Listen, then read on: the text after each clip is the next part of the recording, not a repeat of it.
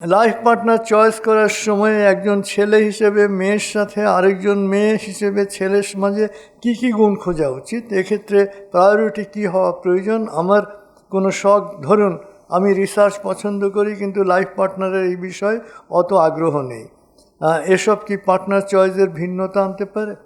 এটা নির্ভর করে যে আপনি কতটা চয়েস করেন, আপনার কতটা শখ। রিসার্চ যদি এমন শখ হয় যে না, রিসার্চ ছাড়া আপনি চলতে পারবেন না, রিসার্চ আমি করবই আর কি, তাহলে আপনার অবশ্যই লাইফ পার্টনারের কাছে যাওয়া উচিত না আর কি।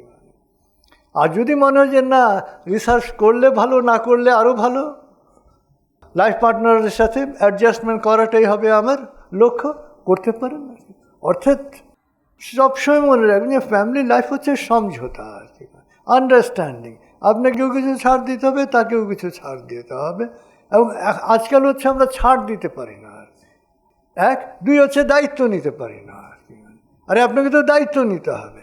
পুরুষ হলে একজন নারীর দায়িত্ব নিতে হবে, নারী হলে একজন পুরুষের দায়িত্ব নিতে হবে। আর দায়িত্বের পেছনে ছাড় দিতে হয়।